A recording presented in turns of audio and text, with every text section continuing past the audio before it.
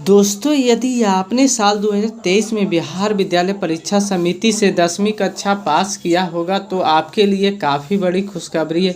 यदि आपने इस स्कॉलरशिप के लिए अप्लाई किया था, आपका पैसा आने के लिए शुरू हो चुका है। ये जो पैसा किन किन छात्र छात्राओं को दिया जा रहा है, इसकी लिस्ट भी आ चुकी है। आप खुद से चेकआउट कर सकते हैं। पूरी जानकारी इस वीडियो में स्टेप बाय स्टेप बताएंगे, आपको समझने में कोई दिक्कत नहीं होगी। वीडियो आप अंत तक देखिएगा। वीडियो आपको पसंद आया तो लाइक कर देना है और आप सभी से निवेदन है कि मेरा टेलीग्राम चैनल जुड़े ताकि हर एक अपडेट चैनल में भेजा जाएगा। लिंक डिस्क्रिप्शन बॉक्स में दे दिया गया है।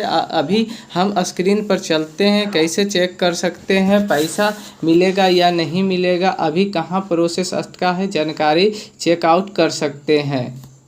देख पा रहे होंगे हम मेघा सॉफ्ट के ऑफिशियल वेबसाइट पर है, जहां से मुख्यमंत्री बालक बालिका प्रोत्साहन योजना के लिए ऑनलाइन आवेदन हुई थी। ये जो अभी आप देखेंगे इस पोर्टल पर पेमेंट की जो लिस्ट है जारी कर दिया है, जिसमें क्लियर बताया गया है कि ये जो राशि है किन बच्चों को भेजी गई है, साथ ही साथ किन बच्चों को राशि अब भेजी जानी है उसकी जानकारी दी गई है। जैसे पेमेंट स्टेटस में दो ऑप्शन आपको देखने को मिलता है, पहला सेंड फॉर पेमेंट और दूसरा मिलता है रेडी फॉर पेमेंट। आइए समझते हैं कि सेंड फॉर पेमेंट का क्या मतलब है और रेडी फॉर पेमेंट का क्या मतलब है। देखिए, जिन स्टूडेंट का यहाँ पर अगर नाम के सामने दिखाता है सेंड फॉर पेमेंट, तो मतलब सीधा है कि बोर्ड के द्वारा आपकी जो धनराशि 10,000 की है वो भेज दी जाती है। अब उसके बाद कुछ प्रक्रिया होती है, क्योंकि आप जानते होंगे इस बार आपकी जो राशि मिलती है वो आपके आधार से मिलती है।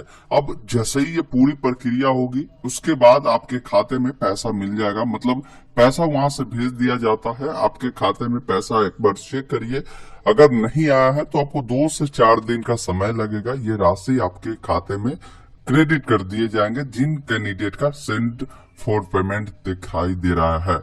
जिनका यहाँ पर रेडी फॉर पेमेंट दिखाई दे रहा है, मतलब आपकी सारी डिटेल वेरीफाई हो चुकी है। बोर्ड एक बार फिर से आपकी पूरी जो डिटेल है उसकी मिलान करेगी, फिर आपको बोर्ड पैसा आपको भेजेगी। जब आपके भी पैसा भेज दी जाती है बोर्ड के द्वारा, तो सेंड फॉर पेमेंट आपको भी देखने को मिलता है।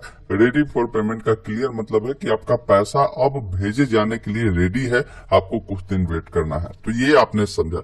पहले आइए जानते हैं कि कैसे आप इस लिस्ट में अपना नाम देखेंगे कि आपका नाम है या नहीं है। देखिए, बहुत ही सिंपल प्रोसेस हम आपको बता रहे हैं। इसके लिए आपको आना है, जैसे आप यहाँ पर क्लिक करेंगे तो कुछ बेसिक जानकारी फिल करनी है, जिसमें सबसे पहले आप अपना डिस्ट्रिक्ट का नाम आप यहाँ से चयन करेंगे और जो भी आपके कॉलेज रहे होंगे 10वीं का, उस कॉलेज का नाम आप यहाँ से चयन करेंगे और यहाँ से जेंडर बताएंगे कि आप लड़का है या लड़की है। और यहाँ से पेमेंट जो लिस्ट है, अभी पेमेंट लिस्ट 1 जारी किया गया है, मतलब अभी कुछ ही बच्चों का पैसा जो है बोर्ड द्वारा भेजे जाने के लिए रेडी किया गया। बहुत सारे बच्चों को भेजा भी है।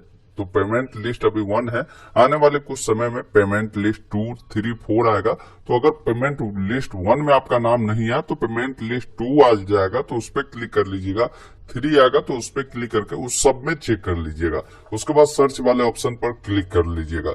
दूसरा ऑप्शन है, आप चाहते हैं कि ये सब डिटेल नहीं डालना, आप प्रॉपर अपना चेक करना, तो डायरेक्ट अपना रजिस्ट्रेशन नंबर डालकर व्यू कर सकते हैं। जैसे अभी हम आपको दिखाते हैं, यहाँ पर हमने डिटेल को फिल किया और यहाँ पर हमने चेक किया, तो देखेंगे इस विद्यालय के बहुत सारे बच्चे हैं जिनका जो पैसा है बोर्ड के द्वारा भेज दिया गया है, सेंड फॉर पेमेंट कर दिए गए, मतलब उनकी राशि जो है 2 से 4 दिनों में उनके खाते में आ जाएगी।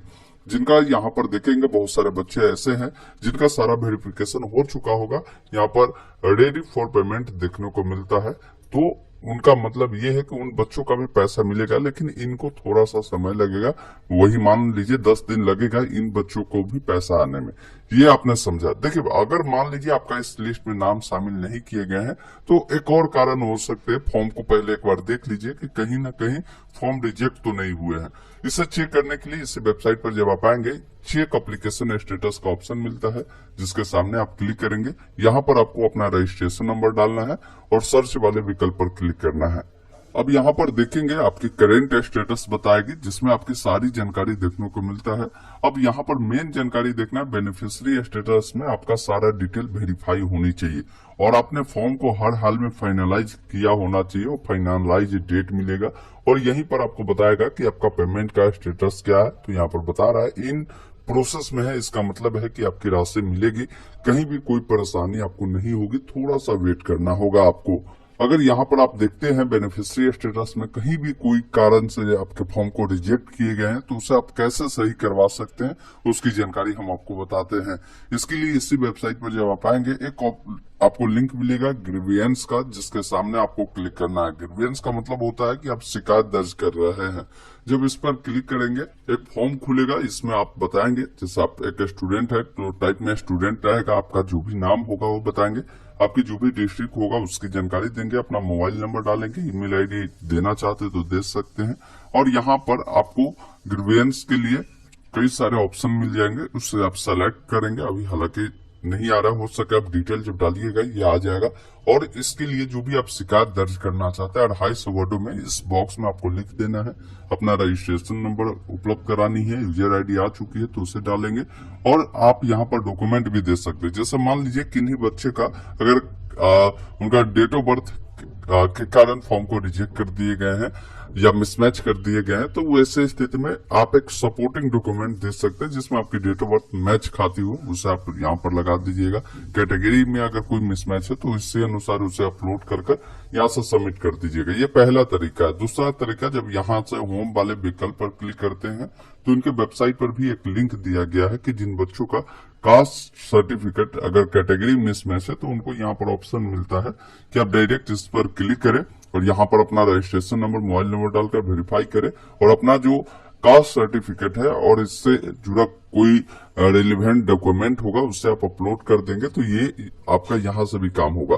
तीसरा एक और उपाय है कि आप विभाग को ईमेल करें। यहाँ पर बताया गया है कि ये जो ईमेल आईडी आप देख रहे हैं इस पर आप ईमेल कर अपनी प्रॉब्लम को बता सकते हैं। आपकी सारी समाधान ईमेल के माध्यम से भी सुनी जाती है। एक बात और ध्यान रखें, जो भी बच्चे अगर किसी भी प्रकार की अपडेट की काम करती है या उनका बैंक सेटिंग नहीं था, अगर बैंक सेटिंग करवाया तो बताया गया कि बैंक खाता को आधार से सेटिंग कराने के न्यूनतम 15 दिनों का इंतजार करें, उसके बाद आपका जो अकाउंट स्टेटस है वो अपडेट कर दिया जाएगा। मतलब कुछ भी हो, यहाँ पर सिर्फ इनके द्वारा बैंक की जानकारी दी गई है। अगर कोई डिटेल भी आपकी गलत है तो इसी अनुसार करेंगे। नीचे आएंगे, यहाँ पर आपको मोबाइल नंबर भी मिलता है, इससे भी आप कांटेक्ट कर सकते हैं। मोबाइल पर मैसेज, व्हाट्सएप के माध्यम से या कॉल के माध्यम से जानकारी को साझा कर सकते हैं। तो ये प्रक्रिया था, इस माध्यम से आप इसे चेक करें। जब बच्चों का पैसा आ जाएगा खाते में तो यहाँ पर आपको मिलता है पेमेंट डन स्टूडेंट लिस्ट, मतलब कि आप चेक कर सकते हैं किनके किनके खाते में पैसा चला गया। जब आप इस पर क्लिक करेंगे तो आपको डिस्ट्रिक्ट बतानी होगी और अपना स्कूल का नाम बताएंगे